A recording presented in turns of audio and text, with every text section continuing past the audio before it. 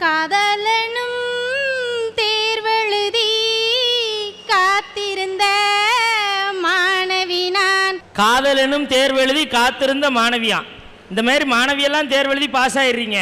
பையன் மட்டும்தான், மாணவன் மட்டும்தான் கடைசியில் லூஸா போயிடுறான். அண்ணே ஒரு நிமிஷம். என்னக்கா? உங்களை பார்த்தா ஆதாயமாளுக்கு பிறந்த மூத்த மக மாதிரி இருக்கிறீங்க. நீங்க மாணவனா? ஏக்கா உங்களை பார்த்தா மாணவன் அவர் கொஞ்சம் வித்தியாசமானவன். இல்ல இவங்களை பார்த்தா கூட தான் கொல்லங்குடி கருப்பாய்க்கு பிறந்த மூத்த பொண்ணு மாதிரி இருக்கு. நீங்க மாணவியா இருக்கும்போது நான் மாணவனா இருக்க கூடாதா? அண்ணே அண்ணே இது தமிழ்நாட்டு கலருண்ணே. தமிழ்நாட்டு கலர். இப்ப நாங்க என்ன பக்கத்து நாட்டு கலரையா வாங்கிட்டு வந்திருக்கோம்? அது என்னவோ தெரியல, என்ன மாய மந்திரமோ தெரியல. காதலிச்சா வானத்துல பறக்கலாம், தண்ணியில மிதக்கலாம், செலவே இல்லாமங்க. உணர்வுகளுக்கெல்லாம் அப்பாற்பட்ட ஒரு உணர்வு எது தெரியுமா? காதல். காதல் கெட்ட வார்த்தை இல்லைங்க. எங்களை போன்ற இளைஞர்களுக்கெல்லாம் இதயத்தை தொட்ட வார்த்தை. இவங்க இதயத்தை தொட்ட வார்த்தையா? அது பல பயல்களை கொண்டு தெருவில் விட்ட வார்த்தை. அப்பா அம்மாவை சுட்ட வார்த்தை. சார் நாங்க காலேஜ் படிக்கிற பொண்ணுங்க. காலேஜ் எதுக்கு தெரியுமா போறோம்? எங்க காலேஜ்ல உள்ள அத்தனை செலவையும் ஒரு இளிச்சவாயன் எப்படியாவது கிடைச்சிருவான். அவனை வச்சு காலேஜ் முடிகிற வரைக்கும் மெயின்டைன் பண்றதுக்காக தான் நாங்க எங்களை மாதிரி பொண்ணுங்க காலேஜுக்கே போறோங்க. நாங்க இளிச்சவாய்களை ஈஸியா பிரிப்போம். இளிச்சவாயம் 1, இளிச்சவாயம் 2, இளிச்சவாயம் 3. இளிச்சவாயம் 3 எப்படி தெரியுமா? நாங்க குடுக்கிற மிஸ்டு காலுக்கு உடனே போன் பண்ணி பேசுறான் பாருங்க, அவன் இளிச்சவாய நம்பர் 3. நாங்க குடுக்கிற மிஸ்டு காலுக்கு எங்களுக்கே ரீசார்ஜ் பண்ணிட்டு பேசுறான் பாருங்க, அவன் இளிச்சவாய நம்பர் 2. நாங்க மிஸ்டு காலே கொடுத்துருக்க மாட்டாங்க. போன் பண்ணிட்டு கேட்பான், செல்லம் மிஸ்டு கால் கொடுத்தியா? இல்லவே இல்லை நாங்க சொல்லுவோம்.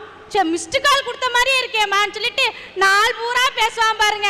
அந்த நம்பர் 1 இளிச்சவாயனை தாங்க தேடி தேடி கண்டுபிடிச்சு அவனை வச்சு மெயின்டைன் பண்ணுவான். எப்படி மிஸ்டு கால் கொடுக்குறவனை வச்சு மெயின்டைன் பண்ணுறீங்க? எனக்கு ஒரே ஒரு சந்தேகம் தான் சார் அவங்ககிட்ட. உங்களுக்கு மிஸ்டு கால் கொடுக்குற அந்த இளிச்சவாயன் இது வரைக்கும் உங்களை பார்த்துருக்கானாமா? பார்த்தது இல்லைங்க. ஒரே ஒரு தடவை மூஞ்சியை காட்டுங்க, அதுக்கப்புறம் ஜென்மத்துக்கு மிஸ்டு கால் கொடுக்க மாட்டான். சுவிட்ச் ஆஃப் பண்ணிட்டு படுத்துக்குவான். ஐயா கிடைச்ச இளிச்சவாய நம்பர் 1 எப்படி தெரியுமா?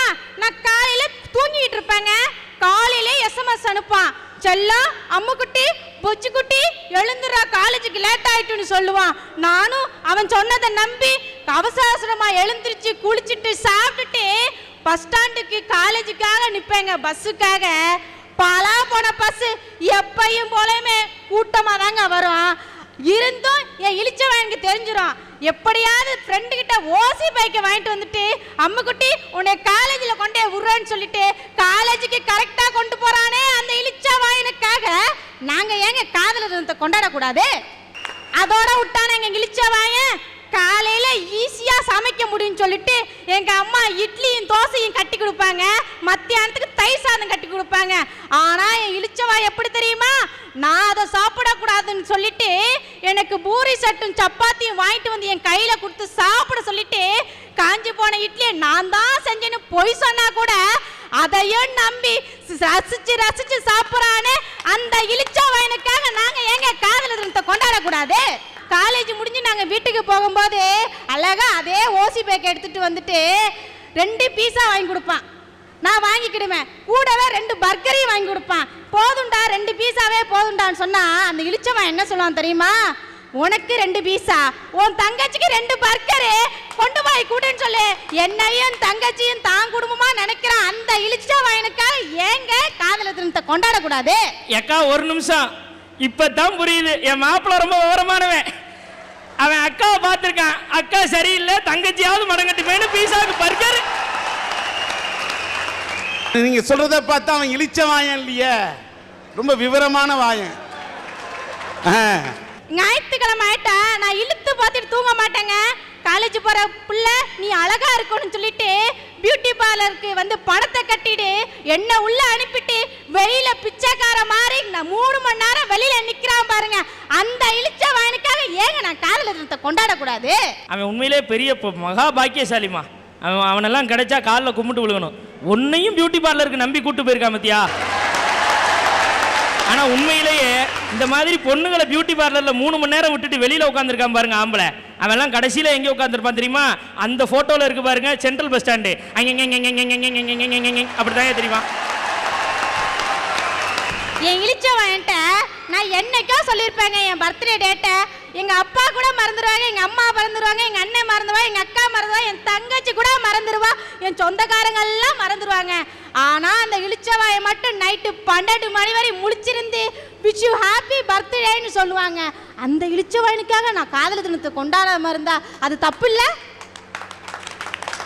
அதோட விட்டானா இளிச்சவாய காலையில 8 மணிக்கு ஷார்ப்பா வந்து எனக்கு என்ன கலர் ட்ரெஸ் சூட்டா இருக்குன்னு சொல்லிட்டு அதையும் வாங்கிக்கிட்டு அவனுக்கு நான் மேட்ச் ஆகுறேன்னா இல்லையாங்க, எனக்கு மேட்சா வாங்கி கொடுக்குறான் பாருங்க.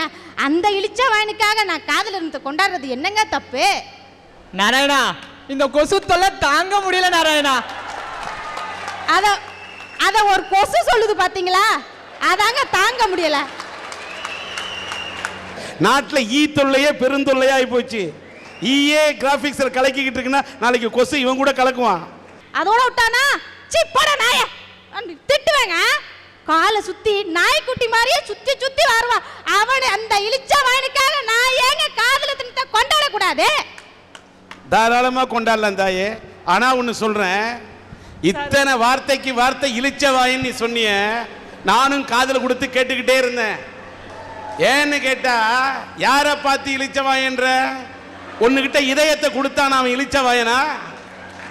நீ கலரா இல்லாட்டாலும் பரவாயில்ல, வண்ணத்தை பார்க்காம காதலிச்சா போருங்கிற எண்ணத்தை பார்த்தா அவன் இளிச்சவாயனா? பர்சனாலிட்டியை பார்க்காம தன் பர்சல இருந்ததெல்லாம் ஒன்ட்ட கொடுத்தான அவன் இளிச்சவாயனா? அவன் இளிச்சவாயன் இல்ல தாயே, எப்படி இருந்தாலும் பரவாயில்லை என்று உன்னை ரசிச்சவாய.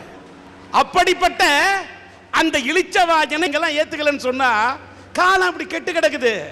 அதனால இந்த காலத்து பசங்களுக்கு அந்த காலத்திலே பாடி வச்சேன். பொன்னான மனசே பூவான மனசே வைக்காத பொண்ணு மேல ஆசை, நீ வைக்காத பொண்ணு மேல ஆசை. அட பொன்னான மனசே பூவான மனசே வைக்காத பொண்ணு மேல ஆசை, நீ வைக்காத பொண்ணு மேல ஆசை.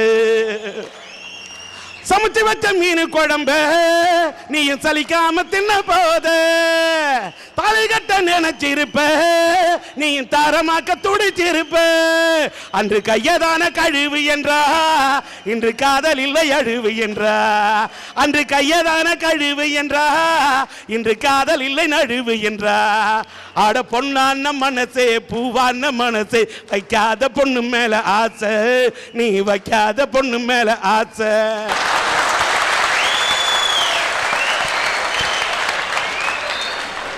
அன்னைக்கு அடுப்போதும் பெண்களுக்கு படிப்பு எதற்குன்னு கேட்டாங்க. பெண்களுக்கு மறுமணம் மறுக்கப்பட்டது, பெண் சிசுக்கள்லாம் கொல்லப்பட்டாங்க. அன்னைக்கு அத்தனை தடைகளையும் மீறி இன்னைக்கு பெண்கள் காவல்துறையிலையும் ஆசிரியர் துறையிலையும் மருத்துவ துறையிலையும் விவசாய துறையிலையும் அழகு துறையிலையும் குடும்ப இல்லத்தரசியாகவும் விளங்குற எங்களை போன்ற பெண்களை நாங்கள் ஏன் மகளிர் தினமாக கொண்டாடக்கூடாது? இன்னைக்கு நாங்கள் பெண்கள் இப்படி ஒரு பக்கம் நாங்கள் முன்னேறிக்கிட்டே தான் போய்கிட்டோம். ஆனால் மறுபக்கம் இந்த சமுதாயம் எங்களை அந்த காலத்திலிருந்து இந்த காலம் வரைக்கும் ஒரு சில விதி விலக்குகள் மட்டும் எங்களுக்கு மாறாமையே தயா இன்னமும் இருக்குது. அதாயா குழந்தை திருமணங்கிறது. எனக்கும் குழந்தை திருமணம் தயா நடந்துச்சு. எனக்கும் 15 வயசுல தான் எங்கள் அப்பா அம்மா எனக்கு கல்யாணம் பண்ணி வச்சாங்க. நான் 10th மட்டும்தாயா முடிச்சிருந்தேன். எனக்கு கணவருடைய வயசு 41. என்னுடைய தாய் தகப்பனார் அப்படிப்பட்ட திருமணம் தான் எனக்கு பண்ணி வச்சாங்க. ஆனால் நாங்கள் 2 பேரும் சந்தோஷமாக தான் குடும்பம் பண்ணினோம். குடும்பம் பண்ணி எனக்கு 16 வயசுல எனக்கு ஒரு குழந்தை பிறந்துச்சு. அந்த குழந்தை என் கூட படித்த பிள்ளைங்க எல்லாரும் தன்னுடைய ஸ்கூல் பேக்கு தூக்கிக்கிட்டு ஸ்கூலுக்கு போனாங்க. ஆனால் நான் மட்டும் என்னுடைய கை குழந்தைய தூக்கிக்கிட்டு நான் ஆஸ்பத்திரிக்கு போனேன். அப்படிப்பட்ட நிலைமைதாயா எனக்கு இருந்துச்சு. ஆனால் நான் கண் கலங்கல. என்னைக்கோ ஒரு நாளைக்கு எதையாவது ஒன்று நம்ம சாதிப்போம் அப்படின்னு நினச்சிக்கிட்டு நான் அப்படியே மனசுக்குள்ள வச்சுக்கிட்டேன். திருப்பி 18 வயசுலேயே எனக்கு ஒரு குழந்தை பிறந்துச்சியா. அப்போ ஆனால் 18 வயசில் எல்லாருக்கும் ஓட்டுரிமை கொடுப்பாங்க. ஆனால் எனக்கு 18 வயசுலேயே 2 குழந்தையும் பிறந்து முடிந்துச்சு. அப்பயும் நான் தன்னம்பிக்கை இழக்கலை. ஏதோ ஒன்று சாதிப்போம், நம்மளால் ஏதோ ஒன்று முடியும்னு நினச்சேன். என் வீட்டுக்காரர் சாதாரண மளிகை கடையில் தான் வேலை பார்க்குறாரு இல்லைங்கள.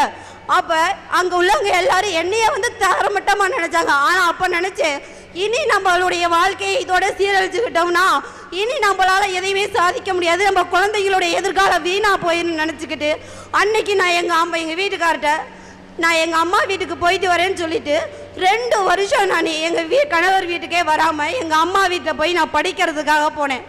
அப்போ அங்கே உள்ளவங்களாம் சொன்னாங்க, 2 குழந்தை பிறந்துட்டு என்னத்தை நீ படிக்க போகிற அப்படின்னு சொல்லி கேட்டாங்க. அப்பயும் நான் எதையுமே நினைக்கல.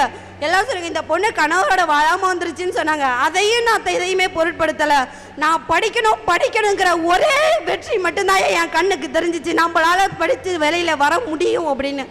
அப்போ நான் போய் ஸ்கூல் பிள்ளைங்களா அந்த பிள்ளைங்க யூனிஃபார்ம் போட்டுட்டு போவோம், நான் சேலை கட்டிட்டு இந்த பக்கம் போய் டியூஷனில் போய் நான் உட்காருவேன். அங்கே ஒவ்வொரு நாளும் நினைப்பேன், இன்னைக்கு நம்ம குழந்தைய விட்டுட்டு வந்திருக்கோம், இன்னைக்கு நம்ம ஏதாச்சும் கற்றுக்கிட்டோமா அப்படின்னு மட்டும்தான் நான் நினைப்பேன். அங்கேருந்து வரும்போது என் பிள்ளைங்க 2 கடத்தெருவுலையும் அங்கே இங்கேயும் நிற்கும் பாருங்க, அந்த வழி எனக்கு மட்டும்தான் தெரியும். அத்தனையும் நான் தாங்கிக்கிட்டேன், நம்மளால ஏதோ முடியும் அப்படின்னு. வீட்டில் இருந்தே படித்து ப்ரைவேட்டாக நான் +2 எழுதி 935 மார்க் வாங்கியிருக்கேனா, நான் செஞ்ச முயற்சி தானாயா. அன்னைக்கு என் வீட்டுக்கார் படிக்கவே கூடாதுன்னு சொன்னார். ஆனால் அவர் மனசையும் மாற்றி அவரே கொண்ட, துர்கா நான் உன்னோட உணர்வை புரிஞ்சுக்கிட்டேன், நீ போய் படி அப்படின்னு சொல்லி அவரே கூட்டிகிட்டு கொண்ட என்னைய டீச்சர் ட்ரைனிங் காலேஜில் கொண்டு சேர்த்து விட்டாரியா. ஆனால் அதோட என்னோட கஷ்டம் முடிஞ்சிச்சுன்னு நினைக்கிறீங்களா? கிடையாது. 8:30 மணிக்கு பஸ்ஸு, அந்த பஸ்ஸை விட்டா எனக்கு பஸ்ஸு கிடையாது. ஆனால் 8:30 மணிக்குள்ள என் குழந்தைய ஸ்கூல் கிளப்பணும், வீட்டில் வேலை பார்க்கணும், நான் காலேஜுக்கு போகணும், காலேஜுக்கு கொடுக்குற ஒர்க்கை முடிக்கணும், திருப்பி நான் பஸ்ஸில் எத்தனை நாள் ஆம்பளை பையன் மாதிரி நான் பஸ்ஸில் தூங்கிக்கிட்டு வந்திருக்கையா. தூங்கிட்டு இருந்து வீட்டில் வந்து படிக்கலான்னு புக் எடுத்தோம்னா வீட்டில் வேலை பார்க்கணும்னு சொல்லி வீட்டில் ஒரு பக்கம் காட்டுவாங்க பாருங்க, அத்தனை டார்ச்சரையும் நான் தாங்கிக்கிட்டேயா. அன்னைக்கு வீட்டுக்காரர் கேட்டாங்க எல்லாரும், எங்கள் அம்மா வேலை பார்க்கணும், உன் பொண்டாட்டி மட்டும் படிக்க போகணுமா அப்படின்னு சொல்லி எல்லாரும் கேட்டாங்க. ஆனால் என் வீட்டுக்காரரு, என் பொண்டாட்டியை நான் படிக்க வைப்பேன், அது என்னுடைய இஷ்டம், அதனால எவ்வளவு பிரச்சனை வந்தாலும் நான் சமாளிச்சுக்கிறேன்னு சொல்லி என் தோள் கொடுத்து என்னுடைய தோலை தட்டி கொடுத்து, நீ படிக்கப்போ, நீ படிச்சாதான் உன்னுடைய லைஃப் நல்லா இருக்கும், நீ சாதிக்க முடியும்னு சொல்லி நான் ஒவ்வொரு நொடியிலையும் நான் பின்வாங்கும் போது என் கணவர் எனக்கு பின்னாடி இருந்து ஊக்கம் கொடுத்தாருயா. 40 பேர் எங்க கிளாஸ்லயா, 38 பேர் ஃபெயில், 2 பேர் தான் பாஸ், அதுல நானும் ஒருத்தியா. என்னுடைய கணவர் சாதாரண மளிகை கடையில தான் வேலை பார்ப்பாரு. 5000 ரூபாய் சம்பளம் தான். அந்த 5000 ரூபாய் சம்பளமும் இல்லைன்னா ஒரு குடும்பம் எப்படியா ஓடும்? ஆனா என்னுடைய கணவர் இதுதான் 41 வருஷமா சம்பாதிச்ச அத்தனை காசையும் என்னுடைய 2 வருஷம் படிப்புக்காக கொண்டாந்து எல்லா காசையும் போட்டுட்டு இன்னைக்கு நலாதிபதியா உட்கார்ந்துருக்காருல்ல. அன்னைக்கு நான் பெண்ணு நினைச்சு வீட்டுக்குள்ளேயே அடங்கியிருந்தேன்னா, இன்னைக்கு 10வது முடிச்சேன்னா, +2 முடிச்சு கம்ப்யூட்டரில் TCA டேலி டீச்சர் ட்ரைனிங் முடிச்சு இன்னைக்கு BA இங்கிலீஷ் வரைக்கும் என்னால் வர முடிஞ்சிருக்குமாயா. இன்னைக்கு என்னுடைய குழந்தை திருமணம் எனக்கு நடந்தாலும் என்னுடைய கணவர் எனக்கு ஃபுல் சப்போர்ட்டாக இருந்து, எனக்கு உறுதுணையாக இருந்து, உன்னால் முடியும்னு சொல்லி ஒவ்வொரு நிமிடமும் எனக்கு ஊக்குவிச்சதுனால இன்னைக்கு நான் இந்த அளவுக்கு வந்திருக்கையா. இதே மாதிரி குழந்தை திருமணம் பண்ணுற அத்தனை பெண்களுக்கு அமையுங்கிறது என்ன நிச்சயம் சொல்லுங்கய்யா. அதனால தான் சொல்கிறேன், பெண்ணே உனக்கு தடை கற்களை அகற்று, தடை கற்களாக விளங்குபவர்களை தடை கற்களையே உடைத்தெறிபவர்களாக மாற்று, வெற்றி நிச்சயம். இப்படிப்பட்ட கணவர் இவருக்கு அமைந்ததை உண்மையிலே இறைவன் கொடுத்த வரம். அவரை நாங்கள் இந்த சன் டிவியின் அரட்டை அரங்கத்தின் சார்பில் மனதார பாராட்டுகின்றோம்.